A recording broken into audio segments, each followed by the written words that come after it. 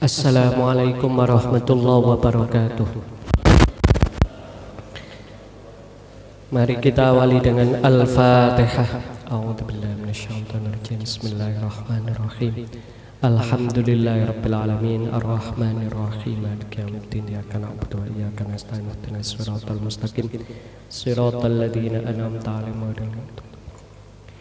Bismillahirrahmanirrahim. Mari kita membaca surat Alam Nashrah. Bismillahirrahmanirrahim. Alam nashrah laka sadrak wa wada'na 'anka wizrak alladhi anqadha dhahrak wa rafa'na laka dzikrak fa inna ma'al usri yusra inna ma'al usri yusra fa idza faragta fansab wa ila rabbika farghab. Bismillahirrahmanirrahim. Alhamdulillahirabbil alamin. Wassalatu wassalamu ala asyrafil anbiya wal mursalin sayyidina wa maulana Muhammadin wa ala alihi wa sahbihi ajma'in, amma ba'd. Yang saya hormati para alim, para ulama, para tokoh masyarakat, kepada pengurus takmir An-Nur dan juga kepada jamaah hadirin hadirat rahimakumullah. Apabila kita cermati di dalam masalah Isra Mi'raj, Isra itu kalau menurut bahasa Ibrani, Nabi Yakub itu diberi gelar Israil. Israil itu artinya Abdullah, hambanya Allah. Ini menurut bahasa Ibrani. Tapi kalau menurut bahasa Arab, Isra itu artinya berjalan malam. Dalam salah satu kitab Qasasul Anbiya disampaikan, dulu Nabi Yakub itu dikejar-kejar oleh saudaranya mau dibunuh, karena saudaranya iri hati mau membunuh Nabi Yakub. Oleh karena itu Nabi Yakub kalau keluar hanya malam hari. Dari situlah Nabi Yakub dapat gelar Israil. Jadi Israil itu ada dua arti. Kalau menurut bahasa Arab artinya orang yang berjalan malam. Kalau menurut bahasa aslinya hamba Allah. Kebetulan makna inilah yang dipilih oleh Al-Quran dalam surat Al-Isra. Subhanalladzi asra bi'abdihi. Tingkatan tertinggi manusia menurut Al-Quran itu adalah abdihi, menjadi hamba Allah. Itu yang nomor satu. Jadi tingkatan manusia menurut Allah dalam ayat tadi adalah bi'abdihi, hambanya. Oleh karena itu kalau kita lihat tujuan kita diciptakan oleh Allah adalah wa ma khalaqtul jinna wal insa illa liya'budun. Tujuan kita diciptakan oleh Allah itu agar beribadah. Orang yang terus menerus ibadah statusnya adalah abdihi, hamba Allah. Pertanyaannya, ibadah apa yang paling cepat menyampaikan kita menuju Allah? Maka ada ayat Al-Quran yang berbunyi wala dzikrullahi akbar. Di dalam kitab tafsir dijelaskan zikrullah itu artinya sholat.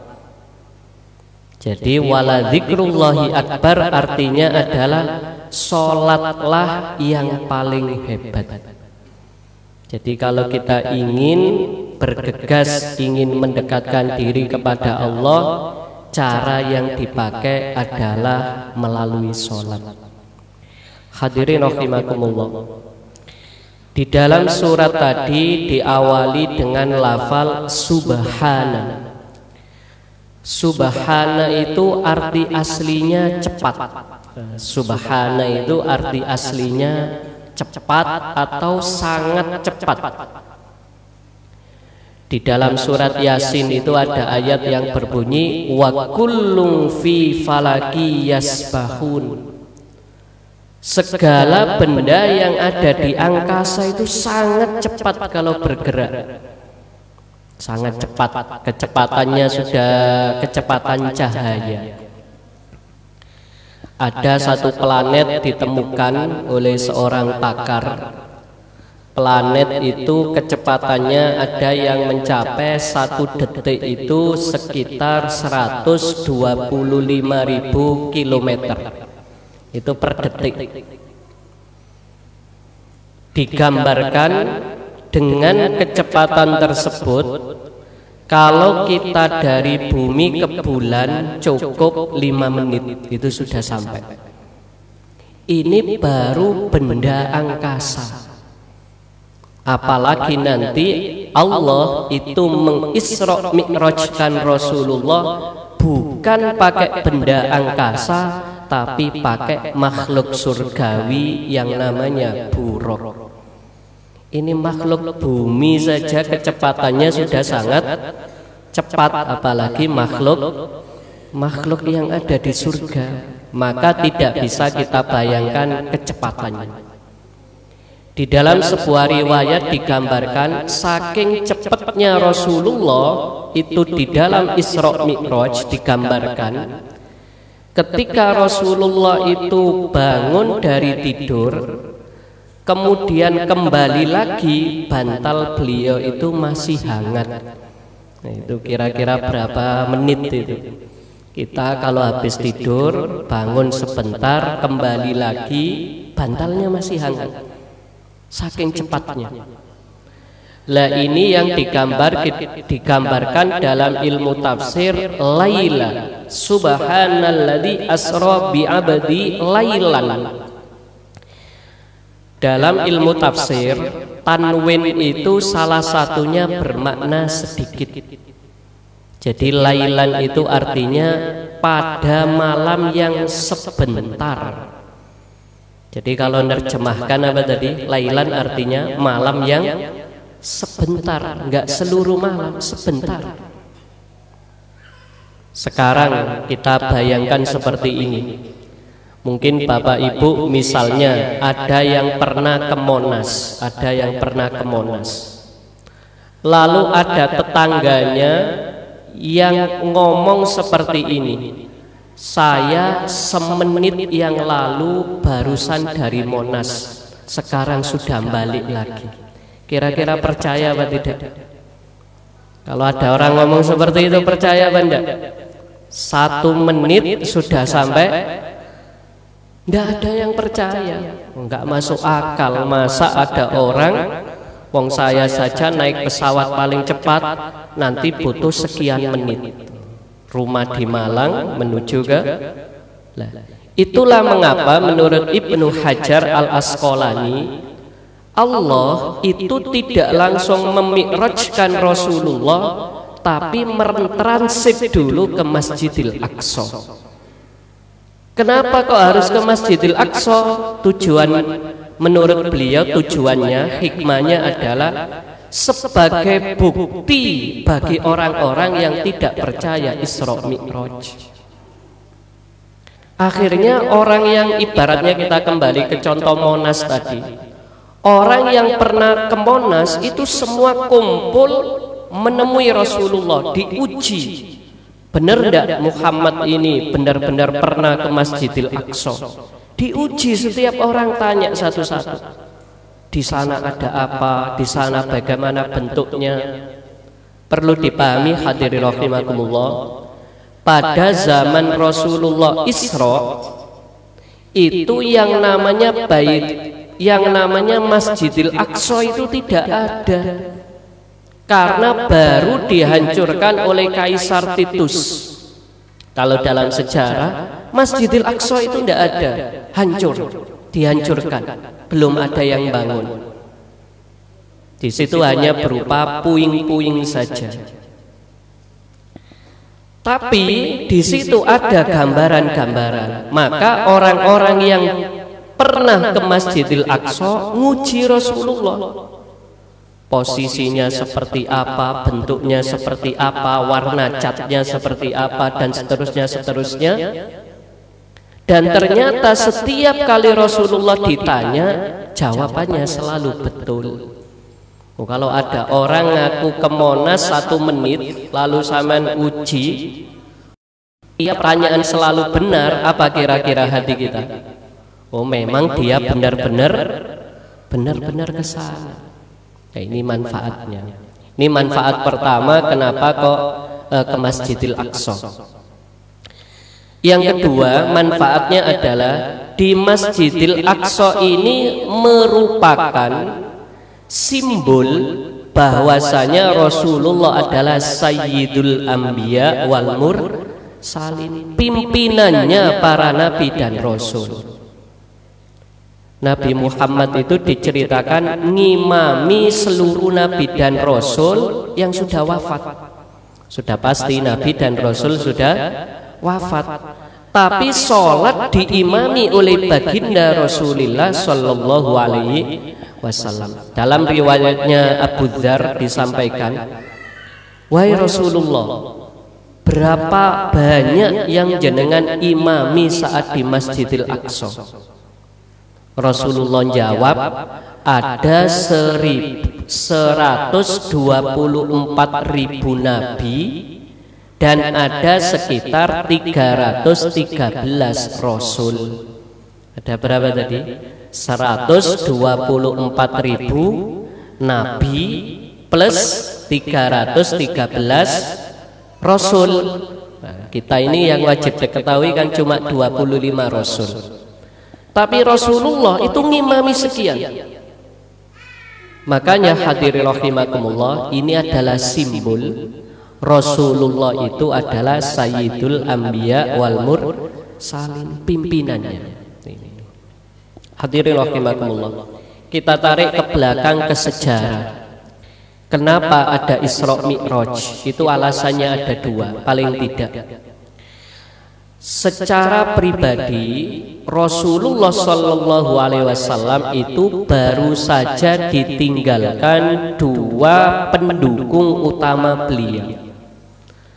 Beliau itu selalu didukung oleh sang istri Sayyidah Khadijah wafat. Dulu itu nggak ada yang berani menyentuh Rasulullah, mengganggu Rasulullah, karena presidennya adalah Abu Thalib. Lah setelah Abu Thalib meninggal dunia diganti Abu Lahab. Kalau Abu Thalib itu membela Nabi, kalau Abu Lahab apa? Justru ingin menyingkirkan Nabi. Maka ketika yang berkuasa Abu Lahab, banyak sekali orang-orang kafir ini seluruhnya sepakat tidak ada jalan lain ya ditindas. Kalau sebelumnya Rasulullah dapat perlindungan hukum dari Abu Thalib sebagai pimpinan tertinggi, sekarang pimpinan tertinggi ganti kepada Abu Lahab. Dari sini akhirnya Rasulullah dihina, dikucilkan, ditindas dan sebagainya. Oleh karena itu hadirin rahimakumullah, Allah itu memberikan satu fasilitas rekreasi yang namanya Isra Mi'raj. Jadi secara pribadi Rasulullah itu dihibur oleh Allah. Itu makna yang pertama.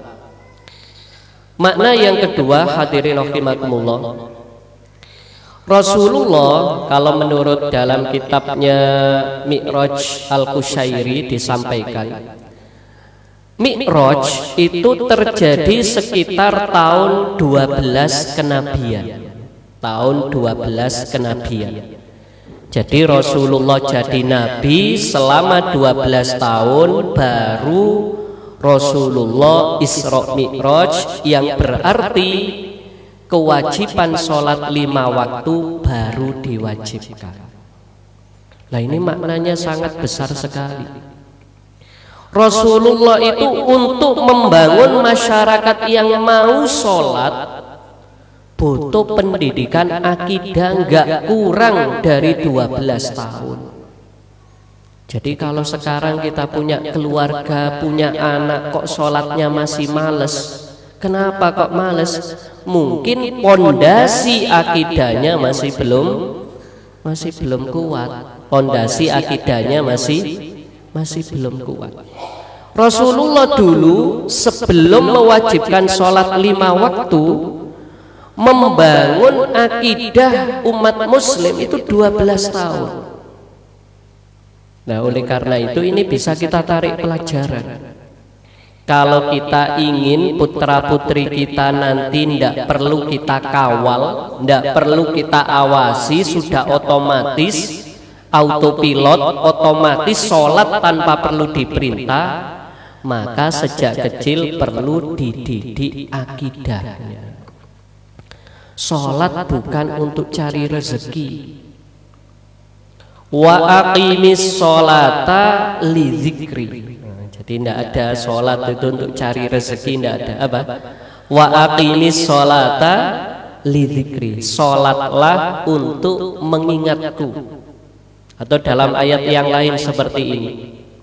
Wa'mur ahlaka bis sholati wastabir 'alaiha la nas'aluka rizqa nahnu narzuquk. Perintahkan keluargamu untuk sholat dan bersabarlah saat memerintah. Kami tidak minta rezeki kepadamu, justru kami memberi rezeki kepadamu.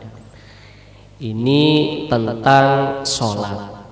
Oleh karena itu hadirin rahimakumullah, menurut Ibnul Qayyim Al-Jauzi, tingkatan orang sholat itu ada 5. Jangankan orang yang tidak sholat, orang yang sholat itu masih resiko disiksa. Dalam Al-Quran jelas, kalau yang nggak sholat jelas ayatnya, masalakakum fi saqor qalu lam nakum minal musallin. Ada neraka khusus bagi orang yang nggak sholat, namanya neraka sakor. Tapi ada orang yang sholat tapi teledor, tidak tahu batasan mana aurat, tidak tahu batasan mana yang membatalkan sholat, mana yang tidak. Akhirnya kalau sholat sembrono, ini juga resikonya terancam siksa. Fawailul lil musallin alladzina hum an sholatihim sahun. Sahun itu lalai. Lah ini menurut Ibnul Qayyim, orang yang ketika sholat masih tidak peduli terhadap aturan fikih. Misalnya kalau sholat tidak tumakninah, ini berarti tidak sesuai standar fikih. Ada orang sholat pakai baju ketat sehingga ketika rukuk atau sujud ada area auratnya yang terbuka. Nah ini oleh Ibnul Qayyim disebut dengan istilah mu'aqab. Orang sholat tapi masih resiko disiksa. Tapi ya lumayan daripada nggak sholat, tapi paling tidak ada resiko disiksa. Kenapa kok resiko disiksa? Sholatnya belum sempurna. Tingkatan kedua, orang yang sholat tapi was-was. Saya tadi rokaat kedua apa ketiga? Saya tadi batal apa belum? Saya tadi sudah wudhu apa belum? Akhirnya kalau sholat was-was. Lah orang-orang yang seperti ini oleh Ibnul Qayyim diistilahkan dengan muhasab, dihisab oleh Allah, dihisab. Lalu yang ketiga, ada orang yang sudah berusaha konsentrasi, pokoknya kepingin khusyuk, tidak was-was, khusyuk, berusaha khusyuk, tapi di tengah sholat masih ngelambiar, pikirannya masih kesana sini. Lah ini oleh Ibnul Qayyim disebut dengan mukaffar anhu, dosanya sudah diampuni. Dosanya sudah diampuni. Lalu yang keempat, orang yang sholatnya sudah tenang. Ini orang yang sudah tenang, tidak memikirkan sana sini. Inilah yang disebut muthabun, orang yang dapat pahala. Jadi kalau kita ikut pendapatnya ini sangat sulit yang namanya sholat itu. Wa innaha lakabiratun illa 'alal khashiin. Salat itu sungguh sulit kecuali bagi orang yang mampu konsentrasi. Khusyuk itu apa artinya? Konsentrasi. Khusyuk itu artinya konsentrasi. Di dalam kitab At-Takrirat, kalau kita ingin konsentrasi minimal dalam sholat itu 4 tahap. Jadi senggelambiar pikiran kita khusus pada 4 tempat ini jangan sampai gelambiar. Nomor 1 pas takbiratul ihram. Ini nomor 1 pas apa? Takbiratul ihram, jangan sampai gelambiar, ini nomor 1. Nomor 2 waktu membaca iyyaka na'budu wa iyyaka nasta'in. Jadi waktu membaca Fatihah pas masuk ayat iyyaka na'budu wa iyyaka nasta'in kita konsentrasi. Minimal ingat kita sedang sholat. Lalu yang ketiga, pada saat kita ngangkat tangan, at-tahiyatul barakatus salawatut asyhadu alla ilaha ini ingat. Ini yang ketiga. Jadi pada waktu kita ngangkat tangan tasyahud itu kita ingat kalau sholat. Jadi walaupun sebelumnya ngelamun, khusus pada ini harus. Dan yang terakhir saat salam. 4 kesempatan ini minimal kita khusyuk. Jangan sampai 100% tidak khusyuk, minimal ya 4 tadi. Lah yang paling hebat tentu saja kita hanya berharap, belum tentu mampu melakukan, yaitu oleh Ibnul Qayyim disebut dengan muqarrab, orang yang didekatkan oleh Allah. Ini sholat-sholat spesial yang gak semua orang mampu melakukan. Misalnya Imam Syafi'i di dalam kitab Ihya itu dijelaskan, beliau kalau Ramadan sholat itu khatam 60 kali. Jadi 60 kali khatam Quran dalam sholat setiap Ramadan. Berarti sehari khatam 2 kali. Sehari baca 60 juz. Itu sesuatu yang sulit. Tapi dengan berbekal kekhusyuan Imam Syafi'i dan yang lain-lain, akhirnya beliau mampu. Nah, ini beberapa tingkatan sholat.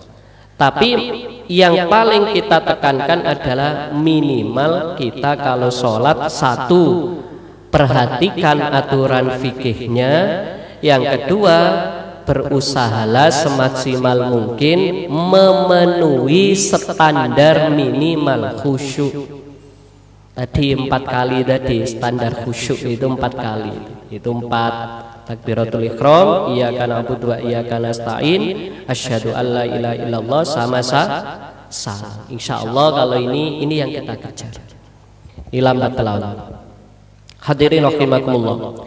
Ketika Rasulullah Mi'raj, Rasulullah itu menjumpai ada orang itu memukul-mukul kepala sampai pecah.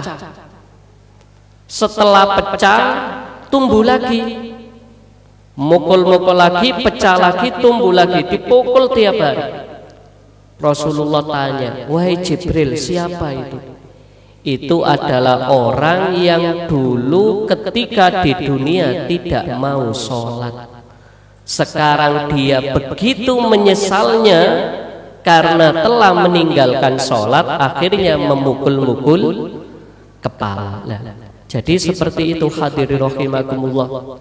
Orang kalau tidak sholat itu hakikatnya sedang memukul-mukul dirinya sendiri sampai mati.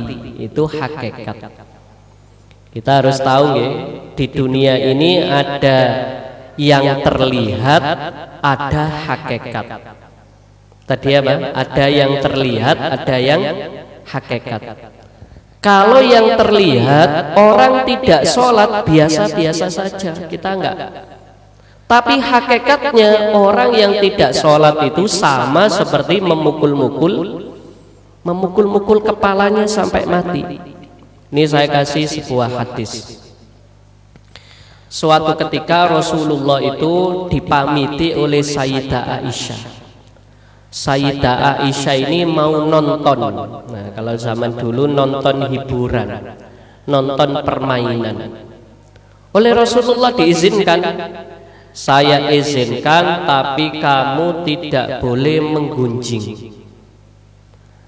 Oleh karena itu Rasulullah menyuruh Sayyidah Aisyah minum air. Nah, ini mungkin tips bagi kalau kita tidak ingin gosip, kalau kemana-mana minum air. Nanti kalau pulang tumpahkan di depanku. Itu kata Rasulullah. Ini jaga biar sang istri tidak sampai ngomong. Silahkan dia pergi nonton permainan, tapi syaratnya tidak boleh ngerasani. Nggak boleh ngerasani. Nah, Rasulullah ketika tidak menyuruh ngerasani tadi, nyuruh minum air. Nanti kalau kamu sudah pulang, air itu tumpahkan di depanku. Lah, ketika habis nonton, Sayyidah Aisyah ya tidak bisa ngomong karena airnya, karena mulut beliau terisi air. Tapi lihat ada orang besar bajunya kekecilan, lalu ada orang kecil bajunya kebesaran. Langsung dalam hati Sayyidah Aisyah itu terbersit, ini kok gak pantas ya. Aslinya yang pantas yang baju kecil diberikan yang kecil, baju besar diberikan yang itu, baru di hati. Begitu pulang disuruh menumpahkan oleh Rasulullah, ternyata yang keluar darah. Ini berarti hakikatnya orang menggunjing itu ayyakula ma'akhihi maitang fakarihtumu. Orang kalau menggunjing itu hakikatnya makan daging saudara, sehingga kalau diuntahkan keluar darah. Ini hakikat. Lah, Rasulullah Shallallahu Alaihi Wasallam ketika Mi'raj itu ditampilkan hakikat-hakikat. Hakikatnya orang tidak sholat seperti tadi. Hakikatnya orang yang dia itu selingkuh. Sudah punya istri resmi, selingkuh. Ini hakikatnya seperti orang dihidangkan daging empuk sama daging busuk.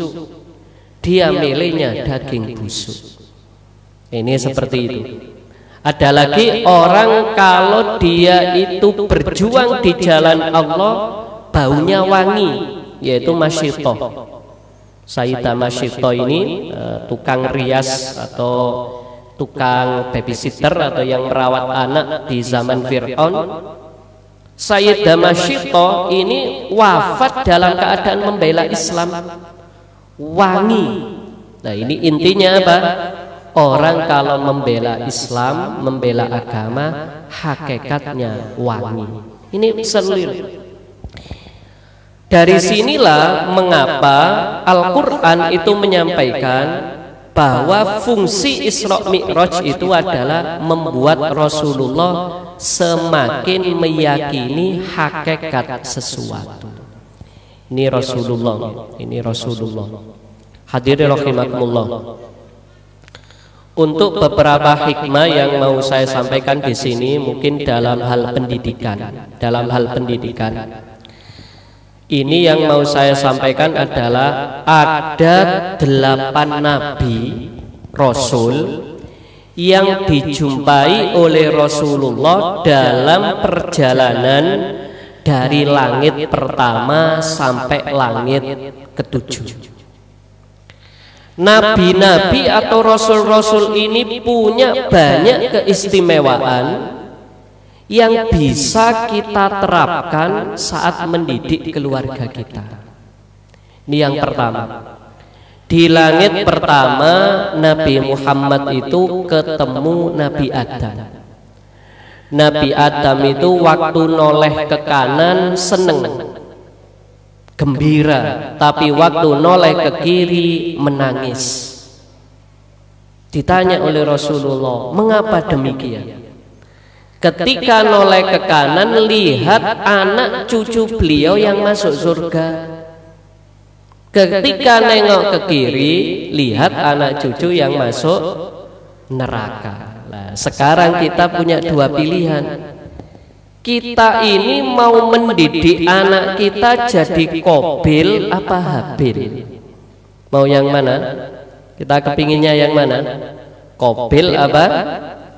Kalau Qabil itu suka iri hati pembunuh, atau yang Habil? Habil ini orangnya taat kepada orang tua dan seterusnya. Nah, ini yang paling kita ajarkan hadirin rahimakumullah, yaitu sejak kecil kita ajarkan yang namanya anak itu selalu punya potensi sifat buruk, itu sudah ada. Wa walidi wa ma walad. Kita sebagai orang tua itu titip gen kepada anak. Kalau dulu mungkin kita waktu masih kecil atau muda males sholat, lah gen males sholat itu ada pada anak kita. Kalau kita dalam diri kita ini punya penyakit namanya iri hati, gen iri hati ini juga dititipkan ke anak. Nah, ini bagaimana caranya kita kalau ada akhlak buruk pada anak dikurangi, lalu diganti dengan akhlak yang baik. Ini caranya. Jadi ini nomor satu, wahadainahun najdain. Hidup manusia itu cuma dua arah, milih jadi ashabul yamin atau jadi ashabus shimal, milih penghuni surga apa penghuni neraka, tinggal pilih. Lah, kalau kita sudah kepingin memiliki anak yang ashabul yamin, ingin masuk surga, maka kita bisa niru Nabi Rasul yang dijumpai oleh Rasulullah di langit kedua, yaitu Nabi Yahya sama Nabi Isa. Ini Nabi yang spesial. Nabi Yahya ini disebut Al-Quran wa atainahul hukma sobiyya. Sejak kecil sudah cinta agama. Nah, ini kita latih sejak kecil. Anak-anak kecil ini idolanya siapa? Idolanya siapa? Mengidolai agama, benda. Nah, ini penting ya. Agama. Jadi sejak kecil mengidolai agama. Maka sangat bagus sekali kalau anak sejak PAUD sudah sering ngaji, ke TPQ, ke sekolah, madrasah, bahkan ke pesantren. Ini caranya. Jadi mendidikkan cinta agama. Ingat ya, cinta agama, bukan ilmu agama, tapi apa? Cinta agama. Agama itu ada tiga. Ada cahaya, ada penerima cahaya, ada ilmu tentang cahaya. Mana yang paling penting? Yang penting cahaya itu gambaran agama. Penerima cahaya itu orang yang mampu mengamalkan agama. Tapi ilmu tentang cahaya ini ilmu tentang agama. Nah, seringkali kita orang tua itu bangga ketika anak tahu ilmu tentang cahaya. Bangga sekali ketika tentang ilmu-ilmu agamanya itu bangga. Padahal yang terpenting anak kecil itu bukan ilmu agama. Yang penting bagi anak kecil itu cinta agama. Wa atainahul hukma sobiyya. Apa bedanya? Bedanya seperti ini hadirin rahimakumullah. Kalau anak kecil, sejak kecil kita paksa hafalan Quran, hafalan ini, hafalan itu dan seterusnya. Kalau otaknya ini tidak sanggup, jangan-jangan nanti dia itu frustasi malah membenci agama. Tapi kalau sejak awal kita tanamkan cinta kepada agama, dia menghafalkan Quran karena cinta bukan tekanan orang tua, menghafalkan doa karena cinta bukan paksaan orang tua. Jadi semua itu motivasinya cinta. Saya kasih contoh seperti ini. Ada siswa melanggar peraturan lalu disuruh membersihkan toilet. Kita memuji apa enggak siswa tadi yang membersihkan toilet?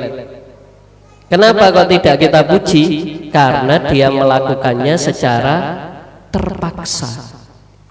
Kok ada siswa lain tidak dihukum kok membersihkan toilet, kita puji.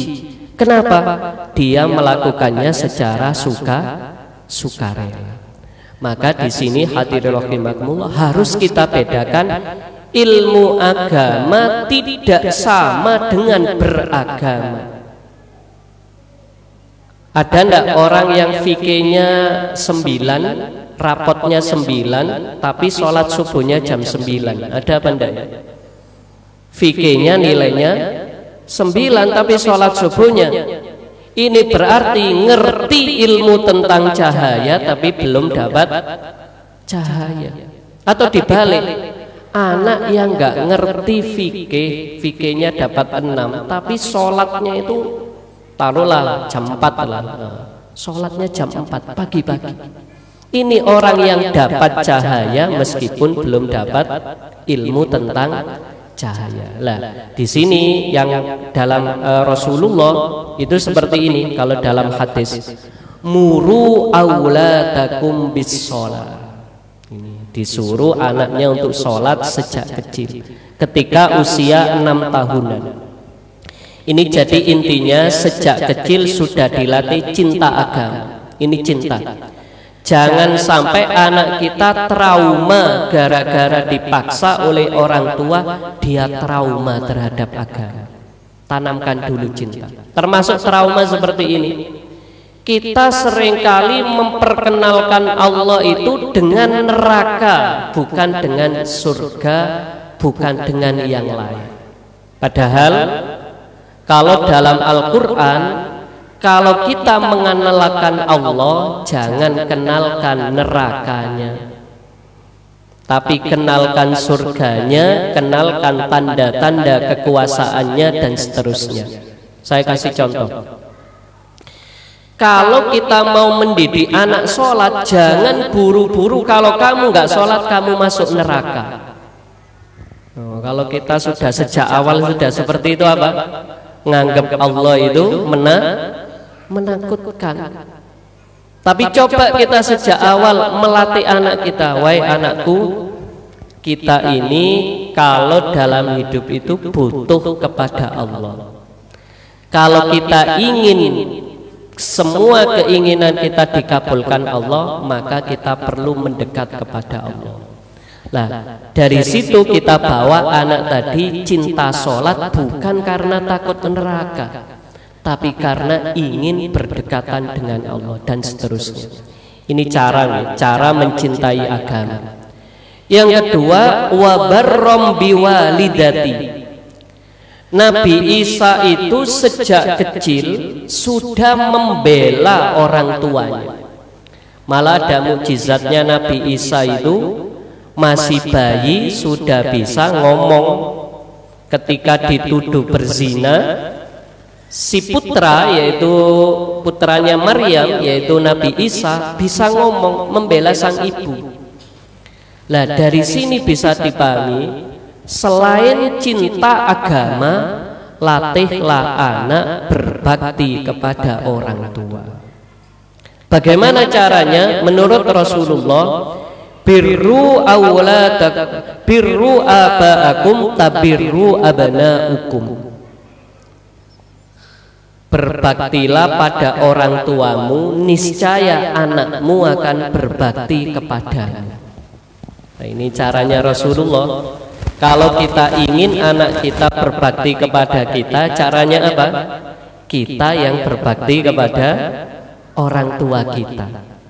Kalau si ayah ibu itu menunjukkan bakti kepada kakek neneknya, pasti si anak ini akan meneladani.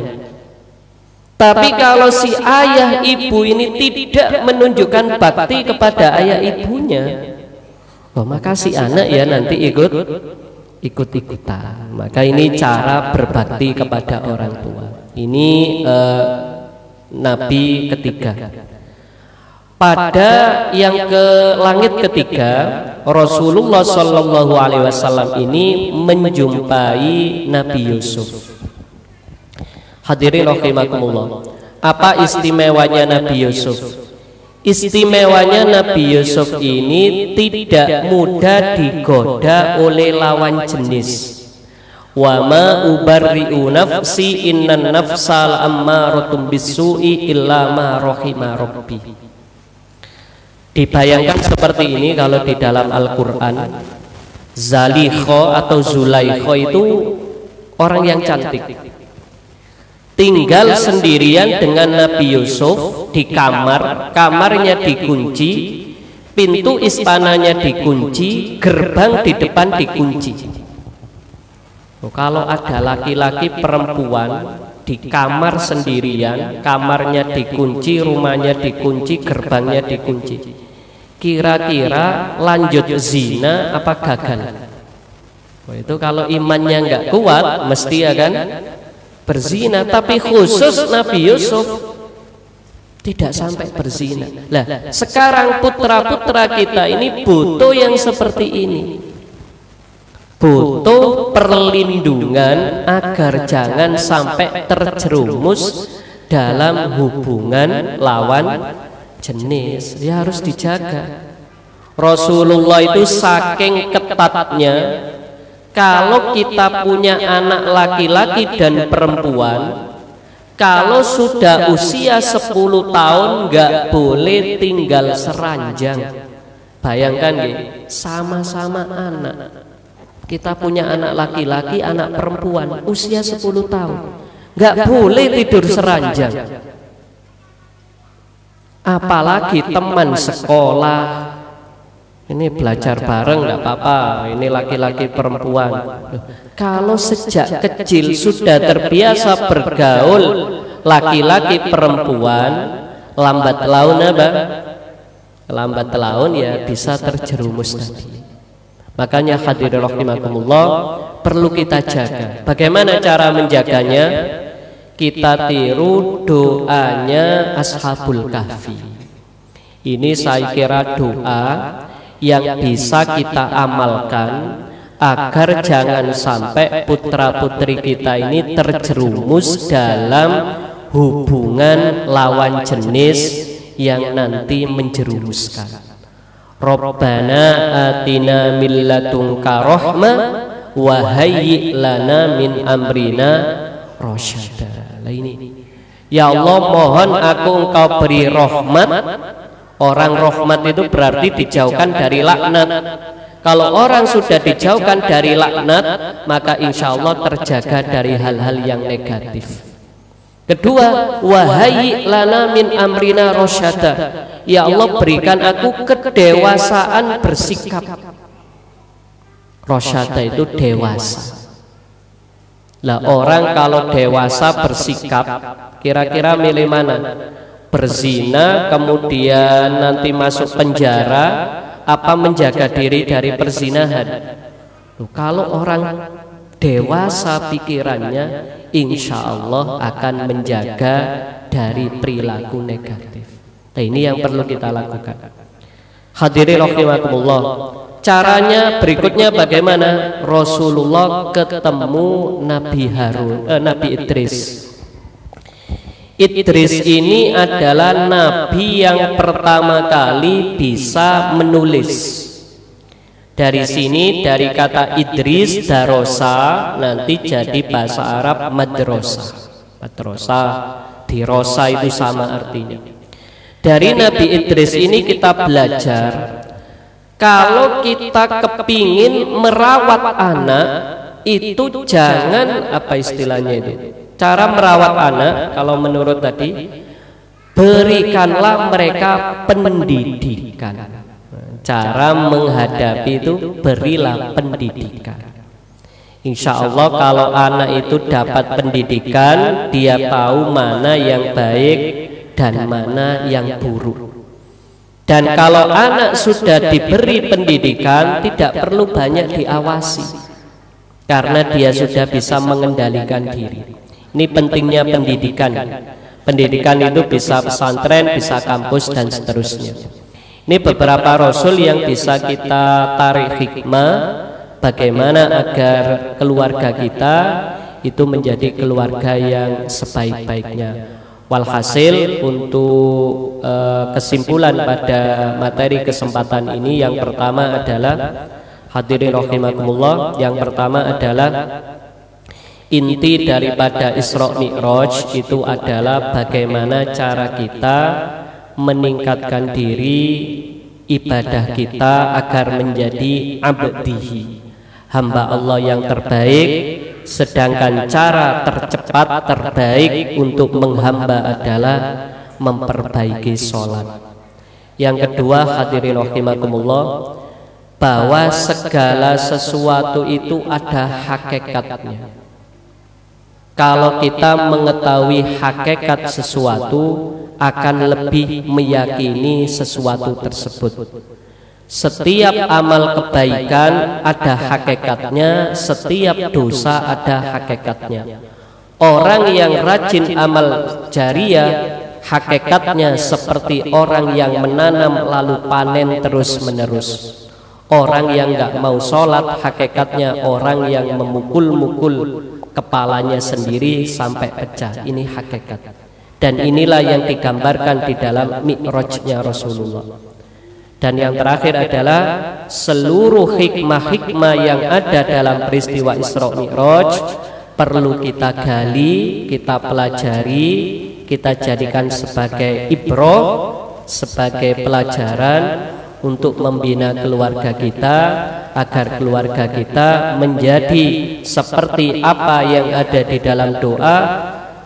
Ini yang perlu kita baca setiap sholat. Rabbi auzi'ni an ashkura ni'matakallati an'amta alayya wa ala walidayya wa an a'mala sholihan tarda wa aslih li fi dzurriyyati. Ya Allah, semoga keislaman saya, kerajinan saya sholat, kerajinan saya ibadah tidak berhenti pada diri saya, tapi bisa terus-menerus lestari, diteruskan oleh anak cucu saya. Itulah tujuan daripada pendidikan Islam. Semoga ada guna dan manfaatnya. Kita tutup dengan Al-Fatihah. Subhanakallahumma bihamdika asyhadu an la ilaha illa anta astaghfiruka wa atubu minkum. Wassalamualaikum warahmatullahi wabarakatuh.